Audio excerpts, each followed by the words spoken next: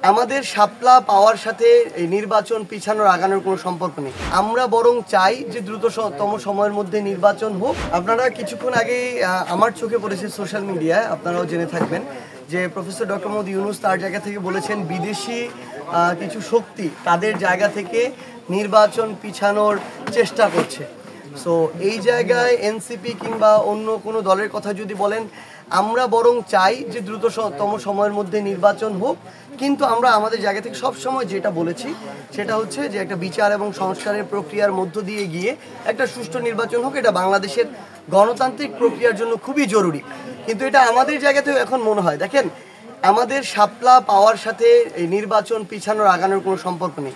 আমরা যেহেতু আইনগতভাবে শাপলাটা পাই, আইনগত কোনো বাধা নেই, আমরা মনে করি নির্বাচন কমিশন তার ওই মেরুদণ্ডটা শো করবে যে বাইরের কোনো চাপ বাধাতে তারা চাপে পিষ্ট না হয়ে আমাদের যে শাপলা মার্কাটা যেটা আমরা আইনগতভাবে পাই এনসিপি, সেটা আমাদেরকে দিয়ে দিবে। এটা আমাদের একটা প্রত্যাশা থাকবে।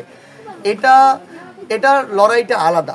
এটা আমরা আমাদের মতো করে যদি আইনগতভাবে যাওয়া লাগে, রাজপথে যাওয়া লাগে, আমরা সেভাবে যাবো। এটার সাথে নির্বাচন আগানোর পিছনে কোনো সম্পর্ক নেই। বরং আমরা মনে করি যারা নির্বাচন পিছানোর একটা কালো উদ্দেশ্য আছে এবং এই চক্রান্তের সাথে জড়িত, যারা চায় যে দেশ বিভিন্ন উপাদান ব্যবহার করে দেশকে কিছুটা অস্থিতিশীল করতে, ওই মানুষগুলোই নিজেদের যে চক্রান্তটা এটা অন্যের উপরে চাপিয়ে দেওয়ার জন্য এখন এই ধরনের কথা বলছে যে ওনারা যদি মার্কা না পায় তখন ওনারা যে রাজনৈতিকভাবে মোকাবেলা করবে, এটা মনে হয় নির্বাচন পেছানোর চক্রান্ত।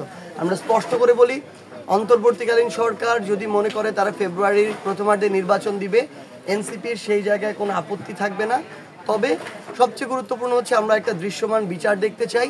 জুলাই সনদের আমরা আইনগত ওই ভিত্তিটা চাই যেটার মধ্য দিয়ে আমাদের মৌলিক সংস্কারগুলো বাস্তবায়ন হবে। Thank you.